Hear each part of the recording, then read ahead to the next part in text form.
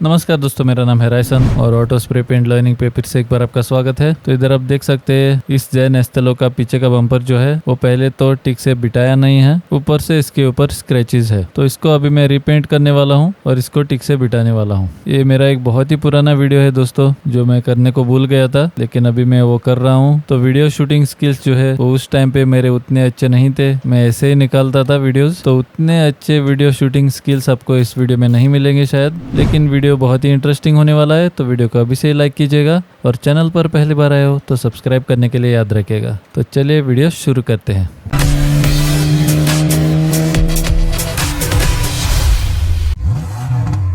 तो दोस्तों पहले मैंने इस बम्पर को गाड़ी से पूरा अलग कर दिया ताकि मैं इसके ऊपर अच्छी तरह से काम कर सकूं। तो ये हो गया मेरा बम्पर गाड़ी से पूरा अलग। और इसके नज़दीक अगर आप जाओगे तो इधर आप देख सकते हो कितने स्क्रैचेस इस बम्पर के ऊपर है वो। और इस बम्पर के पीछे के साइड में अगर आप देखोगे तो सब एक्सटेंशंस जो है वो टूटे हुए हैं। इधर आप देख सकते हो, इधर जिस एक्सटेंशन के ऊपर ये बम्पर बैठता है वही टूट के बम्पर के साथ बाहर आ गया है। इधर आप देख सकते हो बाद में जो भी छोटे छोटे एक्सटेंशंस जिसके ऊपर ये बम्पर बैठता है वो सब बाहर निकल गए हैं। तो फटाफट से मैंने इस बम्पर को एक टेबल के ऊपर रख दिया और इसको सैंडिंग करने को चालू कर दिया। अभी क्योंकि इस बम्पर के ऊपर जो स्क्रैचेस है वो छोटे स्क्रैचेस है जो कभी कभी सैंडिंग करने से ही चले जाते हैं, लेकिन कुछ स्क्रैचेस थोड़े डीप है। तो इस बम्पर के ऊपर जहाँ भी स्क्रैचेस है उधर ही मैं पहले सैंडिंग करूंगा और जहाँ भी स्क्रैचेस है उधर सैंडिंग करके होने के बाद प्रेशर हवा मार के जो भी सैंडिंग करने से धूल हुआ है उसको बाहर करूंगा। और उसको बाहर करने के बाद जहाँ भी मैं पट्टी लगाने वाला हूँ उधर वैक्स एंड ग्रीस रुमाल लेके अच्छी तरह से वाइप करूंगा। इससे मेरी सरफेस जो है वो अच्छी वैक्स और ग्रीस फ्री हो जाएगी और जो भी पट्टी मैं इसके ऊपर लगाऊंगा उसको अच्छा ग्रिप लेने में मदद करेगी। तो सरफेस क्लीन करने के बाद अभी मेरी सरफेस रेडी है पट्टी लगाने के लिए। तो अगली चीज जो मैं करूंगा वो है मैं इसके ऊपर लगाऊंगा HD की ग्रे पट्टी।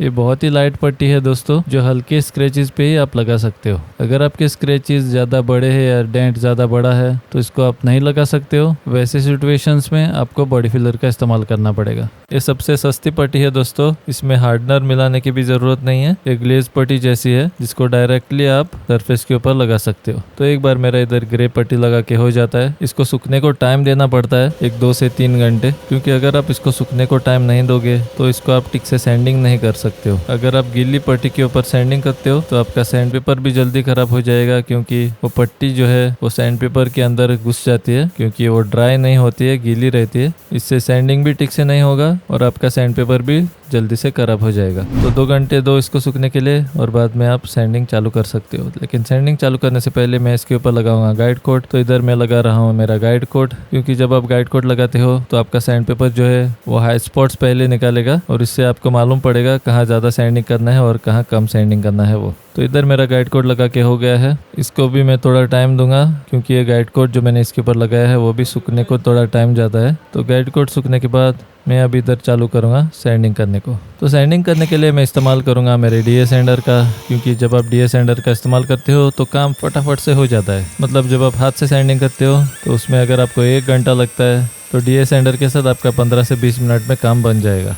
ये अच्छा स्मूथ भी करता है, लेकिन आपको ध्यान देना है कि आप एक ही जगह में ज़्यादा देर सैंडिंग मत कीजिए, नहीं तो आपकी वही जगह जो है वो लो स्पॉट बन जाएगा और फिर से आपको उधर बॉडी फिलर या पट्टी बननी पड़ेगी। तो इधर मेरा सैंडिंग करके हो गया है सब, मेरा बम्पर जो है वो लेवल हो गया है। तो सैंडिंग करने के बाद जो भी धूल सैंडिंग से हुआ है उसको आपको प्रेशर हवा मार के बाहर करना है। और धूल को बाहर करने के बाद इधर आप देख सकते हो सरफेस जो है वो कैसी दिखती है वो। अभी सैंडिंग करने से जहाँ ब्लैक जैसा दिख रहा है उधर मेरा प्लास्टिक का बम्पर जो है वो एक्सपोज हुआ है। उसको क्या करना है वो आगे इस वीडियो में आपको दिखाऊंगा। तो सरफेस जो है वो मेरी अच्छी स्मूथ हो गई है, लेवल हो गई है। सब छोटे स्क्रैचेस जो है वो अभी गायब जैसे हो गए हैं। आपको ऐसे हाथ लगा के देखना है किधर भी ऊपर है किधर भी नीचे है। तो बम्पर मेरा अभी टिक टाक मुझे दिख रहा है। अब आपको ज़्यादा ग्रिड के सैंड पेपर्स लेके जो भी स्क्रैचेस कम ग्रिड के सैंड पेपर्स ने बनाए हैं उनको सैंडिंग करके हटाना है। तो 4 सैंड पेपर्स इधर आपको इस्तेमाल करने पड़ते हैं। वो कौन से सैंड पेपर्स है उसके ऊपर मैंने एक ऑलरेडी वीडियो बनाया हुआ है, लिंक मैं एंड स्क्रीन्स में डाल दूंगा, आप बाद में जाके वो भी वीडियो चेकआउट कर सकते हो। तो आपने देख ही लिया है दोस्तों, सैंडिंग सबसे ज़रूरी पार्ट है एक अच्छी फिनिश प्राप्त करने के लिए।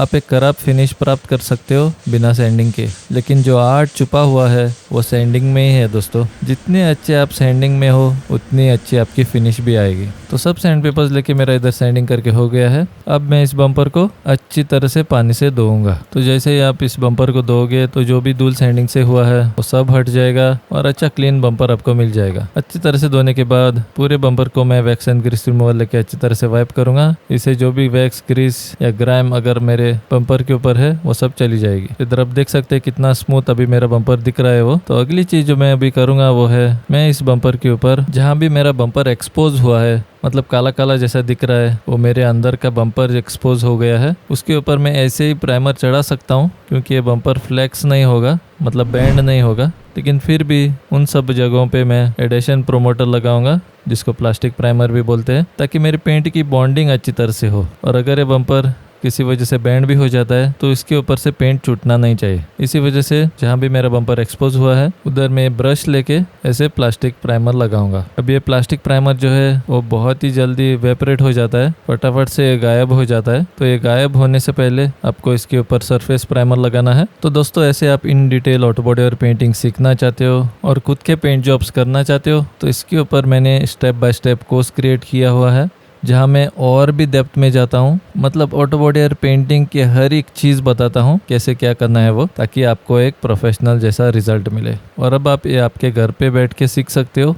सब वीडियोस देखिए, कौन से टूल्स आपको लगेंगे, कैसे आपको स्प्रे बूथ सेटअप करना है, ये सब चीज़ें पहले बैठ के अच्छी तरह से आराम से सीखिए, उसको आपके दिमाग में जाने दीजिए। और अच्छी तरह से दिमाग में जाने के बाद आप टूल्स में इन्वेस्ट करना चालू कर सकते हो। पहले तो आपको सिर्फ एक कंप्रेसर और एक स्प्रे गन की ज़रूरत पड़ेगी, बाकी के टूल्स में आप बाद में इन्वेस्ट कर सकते हो। लेकिन इनमें भी इन्वेस्ट करने से पहले मेरी सलाह है कि आप पहले कोर्स में एनरोल हो जाइए और प्रोसेस को ठीक से समझिए और सीखिए, नहीं तो आपके साथ महंगी गलतियाँ हो सकती है। तो कोर्स का लिंक मैंने नीचे डिस्क्रिप्शन में डाला हुआ है। वक्त बर्बाद मत कीजिए, जल्दी से जाके कोर्स में एनरोल हो जाइए। तो प्लास्टिक प्रोमोटर लगाने के बाद मैं अभी मेरा प्राइमर मिक्स करने को चालू करूंगा, क्योंकि फटाफट से मुझे मेरे प्रोमोटर के ऊपर इसको स्प्रे करना है। अब चाहे तो प्रोमोटर लगाने से पहले ही प्राइमर को मिक्स करके रख सकते हो, वो सब आपके ऊपर है। लेकिन जितना जल्दी हो सके या 3 मिनट के अंदर जहाँ भी आपने प्रोमोटर लगाया है उधर प्राइमर स्प्रे करके उसको कवर अप करना है, क्योंकि आप पट्टी के ऊपर पेंट नहीं लगा सकते हो दोस्तों। जहाँ भी आपने पट्टी लगाई है उसके ऊपर आपको प्राइमर लगाना ही पड़ता है। तो प्राइमर का एक कोट लगाने के बाद मैं कुछ देर रुक के इसके ऊपर और एक कोट भी लगाऊंगा, जो मैं थोड़ा दाट कोट लगाऊंगा। पहला कोट मैंने थोड़ा पतला लगाया है। तो अब सेकेंड कोट लगाने के बाद इस प्राइमर को टाइम देना पड़ेगा सूखने के लिए। तो प्राइमर मार के होने के बाद मैं इसको एक रात दूंगा सूखने के लिए, और कल सुबह को मैं इसके ऊपर काम कर सकता हूँ। तो इस वीडियो को मैं इधर खत्म करूंगा दोस्तों, और ये भी पेंट जॉब को मैं पार्ट्स में डिवाइड करूंगा। तो मेरे अगले वीडियो में इस बम्पर को पेंट लगाने वाला हूँ, वो वीडियो बिल्कुल भी मिस मत कीजिएगा। तो चैनल को सब्सक्राइब कीजिए और उस बेल आइकन को दबाएं ताकि मेरे लेटेस्ट वीडियो का नोटिफिकेशन आपको आ जाए, और ऐसे आपको कोई भी मेरा नया वीडियो मिस नहीं होगा। वीडियो अगर यूजफुल लगा है तो लाइक और शेयर जरूर कीजिएगा।